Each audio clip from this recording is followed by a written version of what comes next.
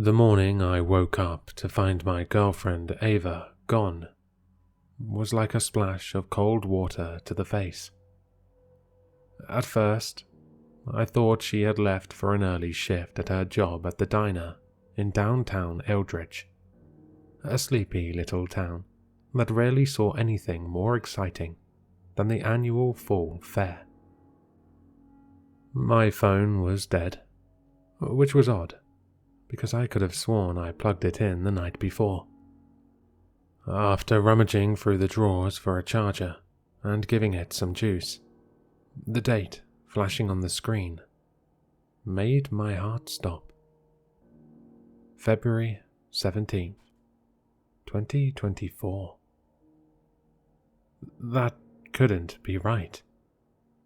Last night was February 16th, 2023.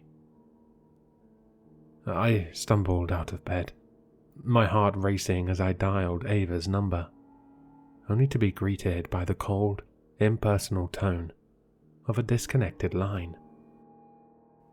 The streets were just as confused and silent as I felt. Neighbors milled around, some in tears, others with a dazed look I probably mirrored. It wasn't just Ava. Others were missing too.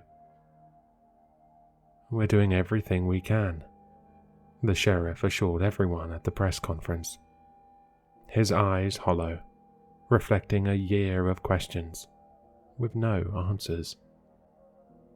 The police investigation stirred up more confusion than clarity. The only common thread was the last thing anyone could recall: a thick, unnerving fog that had swallowed the town whole. Hours turned into days, and with each passing moment, the weight of our collective amnesia pressed heavier. Then the visions started. At first, I thought they were nightmares, fragments of a subconscious trying to make sense of the nonsensical. But when I overheard Mrs. Henderson at the grocery store whispering about the shadows she'd seen in her dreams, I realized these weren't just personal demons. Others were seeing them as well.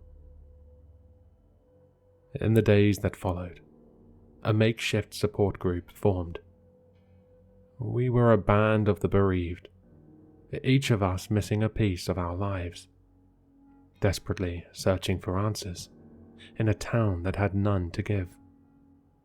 We met in the back room of Eldridge's library, a space generously offered by the librarian, Sarah, who was missing her husband and children.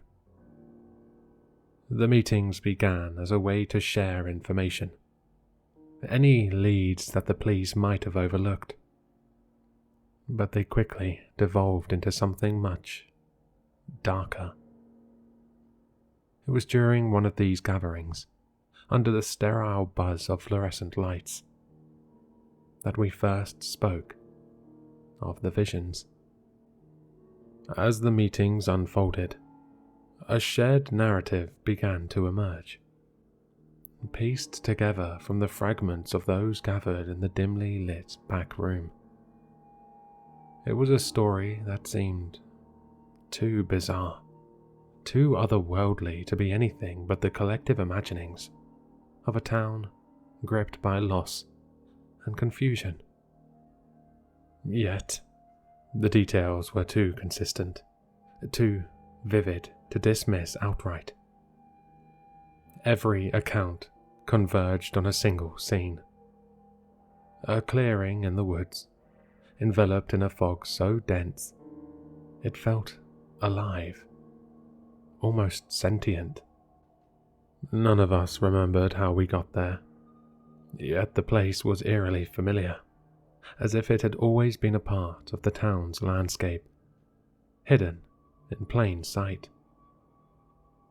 and at the center of this clearing stood a large stone altar, ancient and worn, its origins lost to time.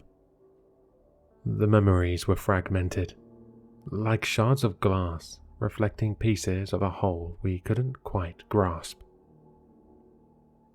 But as we shared, the picture became clearer, and a chilling realization settled over us. We had all been there, standing in a circle around the altar, our hands joined in a pact we could scarcely comprehend. As the conversation spiraled deeper into the shared darkness of our memories, I found myself speaking without thought, my voice a stranger to my own ears. It was the only way, I heard myself say. The only way the fog would let the town go. The room fell into a hushed silence, the weight of my words hanging heavy in the air. Then, from the back, the voice of my neighbor, Tom, cut through the quiet. "Can you still taste them?" Those 5 words were like a key turning in a lock I didn't know existed. A floodgate of memories opened, and with it came a rush of visceral, undeniable truth. I was back there, in the clearing, the fog caressing my skin with cold fingers. And there, in my hands, was flesh. Cooked human flesh.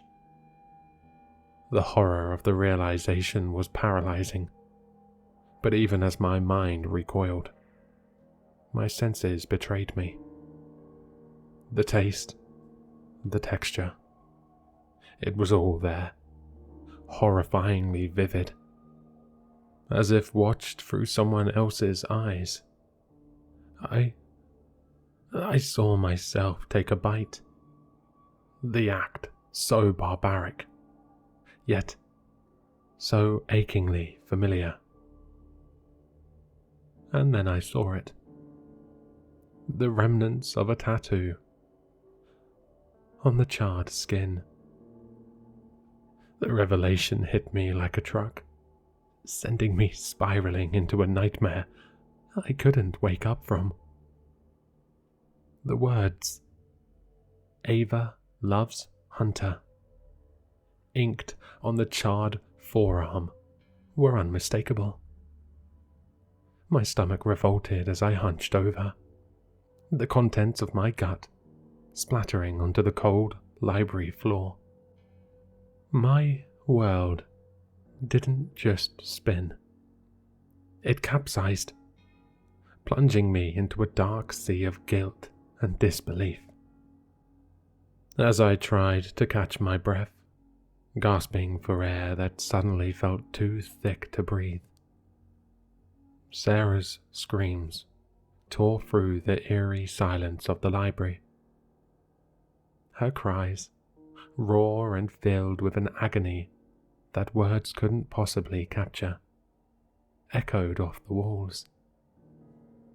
She collapses into a heap on the floor, her body racked with sobs that seemed to shake the very foundation of the room. I ate them. My God. I ate my children.